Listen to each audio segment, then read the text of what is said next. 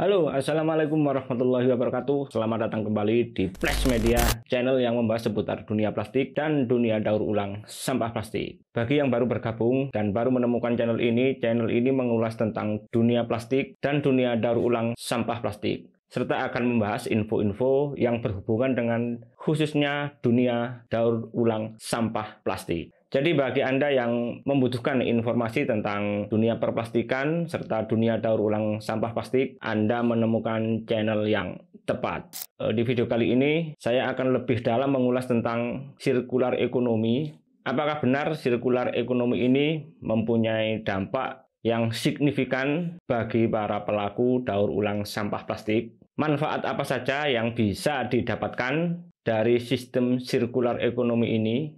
Dan apakah sirkular ekonomi ini efektif diterapkan di dunia daur ulang sampah plastik? Jadi silahkan simak video ini sampai habis, karena informasi ini mungkin sangat penting, terutama bagi para pemula atau para pelaku daur ulang yang masih baru dan masih bingung bagaimana kelanjutan usaha atau industri daur ulang sampah plastik ini ke depan. Silahkan simak video ini sampai habis. Tapi sebelum kita mulai, kita kumpulkan energi dulu agar kita lebih bersemangat.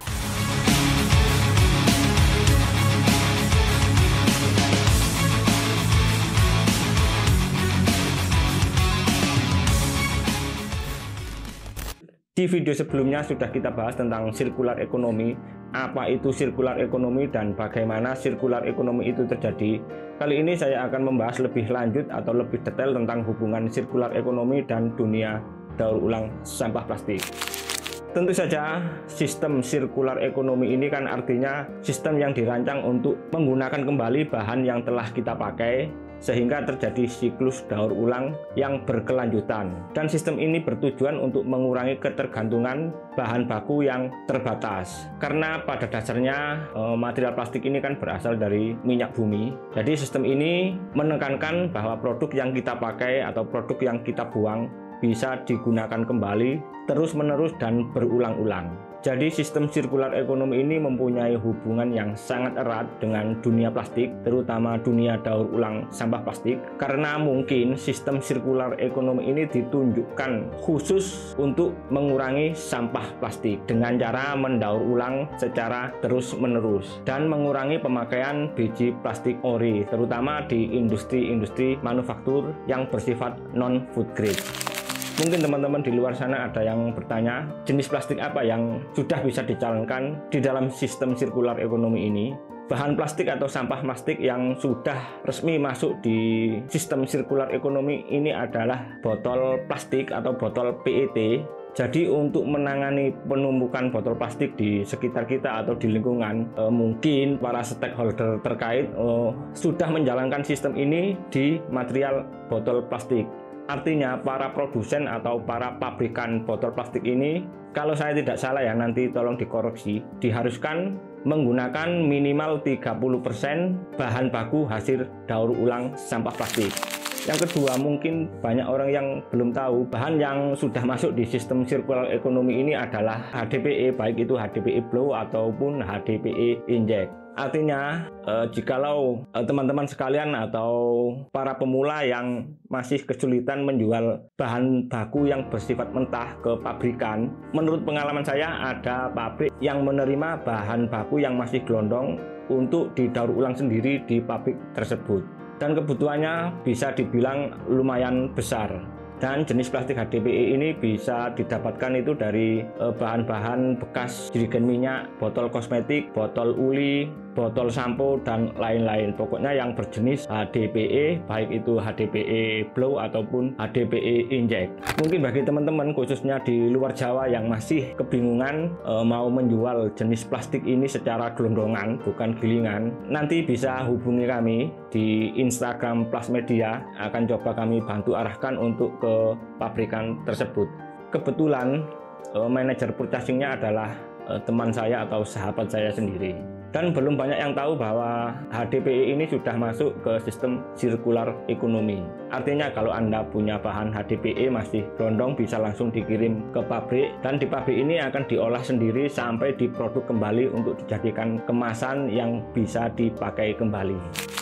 Terus bagaimana dengan jenis-jenis plastik lain? Mungkin sistem ini belum sempurna ya. Setahu saya bahan PP atau PVC dan lain-lain itu belum bisa masuk secara langsung ke pabrikan, harus diproses dulu di penggiling. Dan setahu saya ada sebuah organisasi yang khusus menangani plastik kemasan atau plastik multilayer untuk dijadikan produk-produk yang bersifat inovatif. Mungkin kalau Anda pernah dengar iPro, itu adalah satu organisasi yang khusus menangani sampah plastik jenis kemasan yang tidak bisa didaur ulang secara umum. Mungkin masih belum banyak orang yang tahu. Dan di Jawa Timur sendiri pengurus iPro itu masih satu orang, Pak Joko namanya. Halo Pak Joko, mungkin Pak Joko akan senyum-senyum melihat video ini, karena iPro ini kan berpusat di Tangerang kalau nggak salah. Jadi di setiap provinsi itu ada satu orang yang khusus mencari bahan baku yang bersifat multilayer atau sulit didaur ulang.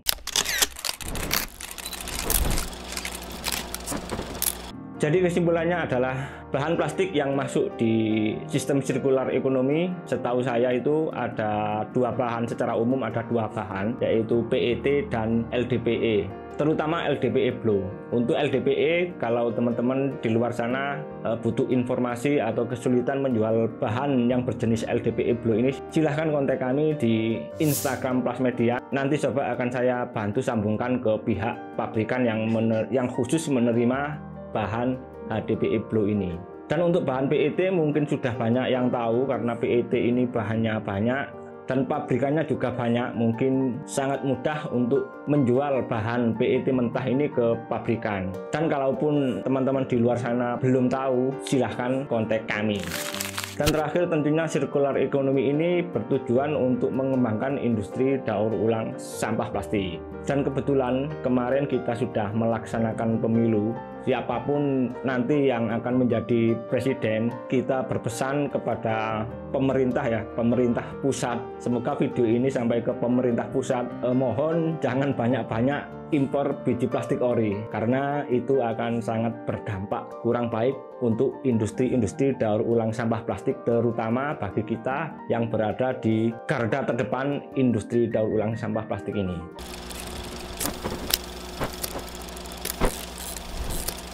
Oke, mungkin itu saja video kali ini. Semoga bisa dipahami dan memberi manfaat untuk kita semua.